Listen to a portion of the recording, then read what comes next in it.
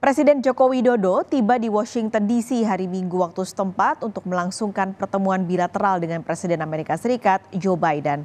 Pertemuan itu digelar di tengah berlanjutnya perang Israel-Hamas, di mana Indonesia dan Amerika Serikat memiliki sikap yang bertolak belakang.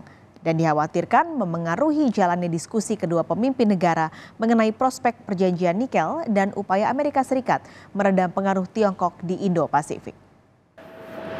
Presiden Joko Widodo mendarat di Pangkalan Udara Joint Base Andrews di dekat ibu kota Amerika Serikat Washington DC Minggu sore, di mana Presiden Jokowi rencananya akan bertemu dengan Presiden Amerika Serikat Joe Biden di Gedung Putih pada hari Senin, di mana keduanya akan melangsungkan pertemuan bilateral untuk membahas sejumlah isu yang menjadi kepentingan kedua belah pihak.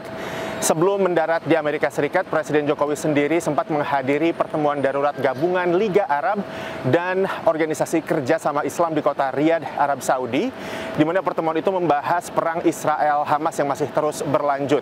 Rencananya Presiden Jokowi akan menyampaikan hasil pertemuan itu kepada Presiden Joe Biden di Gedung Putih, yang mana hasilnya adalah untuk menuntut gencatan senjata segera di Gaza, serta pengiriman bantuan kemanusiaan tanpa syarat ke wilayah kantong Palestina tersebut.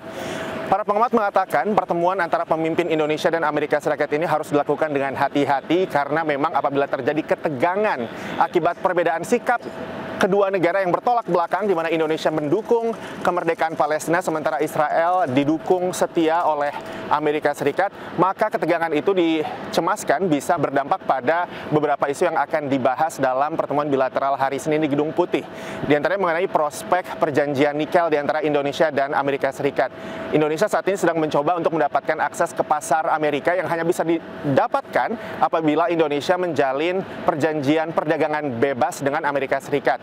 Namun saat ini Indonesia belum memiliki perjanjian itu dan sedang mendorong terciptanya perjanjian perdagangan bebas terbatas. Seperti kita ketahui, Indonesia merupakan produsen nikel terbesar di dunia dan memiliki cadangan terbesar di dunia, dan sejauh ini investasi Tiongkok di sektor nikel sendiri sangat besar di Indonesia. Selain mengenai prospek perjanjian dagang mengenai nikel ini sendiri, satu lagi adalah upaya Amerika Serikat untuk meredam pengaruh Tiongkok di kawasan Asia Pasifik. Seperti kita ketahui, Indonesia juga menerima banyak sekali investasi dari Tiongkok, khususnya dalam proyek Belt and Road Initiative atau inisiatif sabuk dan jalan, di mana Indonesia ini adalah negara kedua terbesar yang menerima investasi tersebut, sebesar 20 miliar dolar di belakang Pakistan.